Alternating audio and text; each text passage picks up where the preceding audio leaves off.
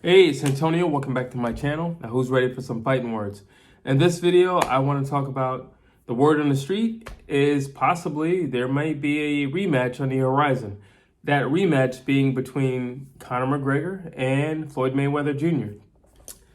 I always knew this would more than likely happen just because of the amount of money that was generated the first time. I mean, this is like a $300 million fight. Actually, there's a lot more than $300 million. I'm sorry, that's what Floyd generated himself. So yeah, I can see why this fight could potentially happen again. Conor McGregor, however, I don't know if this fight's going to have as much steam as the first time. You have to understand, when Conor McGregor first fought Floyd, he was the double champ. He was the champion at 145 pounds in the UFC. He was also the newly crowned champion at 155 pounds. And so the possibility of him beating Floyd was a little bit more real. He was younger, he was bigger, he was on a roll, he was active. Floyd was retired. Floyd's older. So it's just like maybe there's a possibility. Not to mention, Conor McGregor's first combat sport was boxing. So he had a foundation. It's not like a lot of these MMA guys where, their foundation may be karate or taekwondo or something like that, or jiu-jitsu or wrestling.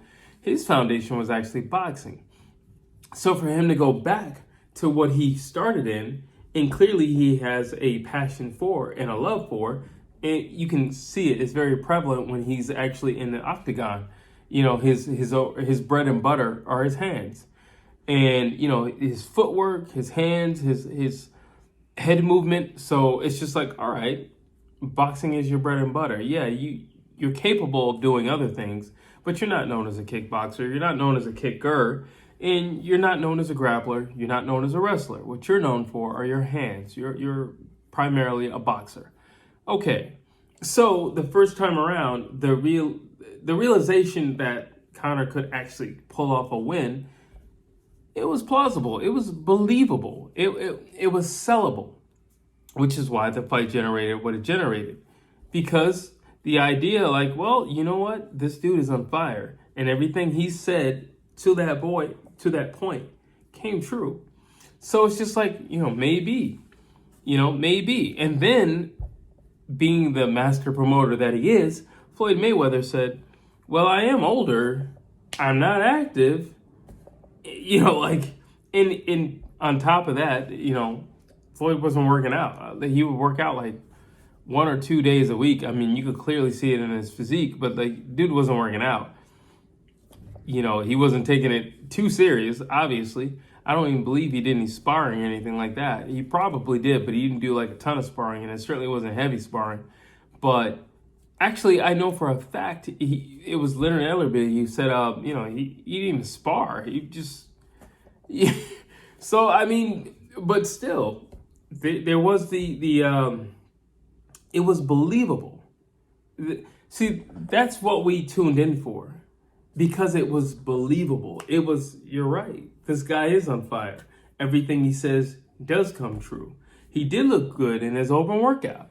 So it's like, you know what? Maybe so. It's a possibility. I remember, I believe I actually did a video way back when saying why Conor could pull off a victory. It's possible. But on top of that, Conor had the power. If you recall, at the time, he was considered a hard puncher, in which case he was a hard puncher for MMA. And then he gets to boxing and he punches like, girls at a pillow party. Like he didn't hit very hard. In fact, the vast majority of the fight was Floyd smiling at Conor and laughing at him, saying, where's the power at? Where's your so-called power? Where's your power at? So, all right, that's the history. That's what, and it was 10 rounds, and it was, stopped via referee. Actually, I believe it was somebody possibly threw in a towel, but I do believe it was a referee stoppage. Neither here nor there. It's over. But why would we want to see it again? That's a very good question, because since then, Conor McGregor has been on a losing streak and has taken large gaps of time off. In the interim, getting injuries as well. While Floyd Mayweather, on the other hand, has been very active with his exhibitions. In which case he even fought a heavyweight and Logan Paul. So, yeah, why would we tune in? I don't really know. I don't think there's anything to tune in to be honest with you. We answered all the questions in the first fight. All the questions were answered. When you were on fire, Conor, you couldn't take out this guy who didn't even train, who was older, who was smaller. So it's just like, why would we believe now, after you've been plagued with injuries, you've been on a losing streak, and you've been largely inactive over the years, you would come back and now have the master plan with somebody who's still perfecting his craft? I mean, well, not really, because he's kind of just toying with his opponents, but nonetheless, he's still in there, and he's still performing these feats in the ring. So why would we, the consumers, spend our hard-earned money to believe that you have a chance? Because the reality is, what we're tuning into is the possibility of Floyd Mayweather falling down, getting knocked out, or just flat out losing the points. That's really what we're tuning into. We've already seen Conor in his low points. We've already seen him battered. We've already seen him bloody. We've already seen him broken, literally broken. We've already seen him beaten. So there's nothing on his end. What we're really tuning into is the possibility of seeing Floyd Mayweather get beat. Or, some might actually just say, I can't stand that Conor McGregor, and I just want to see him get the crap knocked out of him just one last time before he retires. In which case, he's going to make a boatload of money. So here's the deal. After the first fight and their post-fight conference, Floyd said, at this level, there's no losers. There's nobody lost. I made like $300 million, and Conor made like $70 million. Neither one of us are losers. So, again, what are we watching for? We're not watching for a loser, because nobody's going to lose. Nobody's going to lose. We all know. Here's the deal. We all know who's going to win, and we all know who's going to lose. However, there are no losers because of what they're going to generate. So the question I guess I'm posing is, why are we tuning in? We know what's going to happen. We know what's going to happen. And quite frankly, Floyd has been getting sharper and sharper and sharper. He trains around the clock. He's a gym rat who trains around the clock. And on top of that, he has exhibitions. So I'm expecting to see what he did to you the first time, just quicker. You made it to 10 rounds this time. I'm expecting you to make it to maybe 6, 7, possibly 8. Before you totally get run down. You totally succumb. You totally get embarrassed. And I think when it comes to Conor, I think one of his things are, he doesn't like being embarrassed. I mean, nobody likes being embarrassed, obviously. Nobody likes being embarrassed. But what I mean is, some people can be embarrassed and they can find their way out of the hole. Or they can dig a little deeper. Or they will just simply dig a little deeper. Conor's not that guy. I think he's the type of guy who can win as long as he's winning. Some guys can win when losing. He's not that guy. He has to win in order to win. And he's not going to win any rounds. And at some point, I think he'll just hang himself out to dry and be like, you know what, Floyd? We just made I just made $80 million. Finish me off. Finish me off. Come on, bro. Do it for me. So it's just it's a fun thought. It is a fun thought. And then keep in mind their exhibitions. So is it a fun thought? Yeah, it's a fun thought. Because really what we what we're getting amped up and excited about is the press conferences. We're not getting pumped up about the fight because we already know what's going to happen in the fight. And like I said, Floyd has been very active. So whatever happened the first time is just going to happen again the second time a lot faster and a lot more brutal, if you ask me.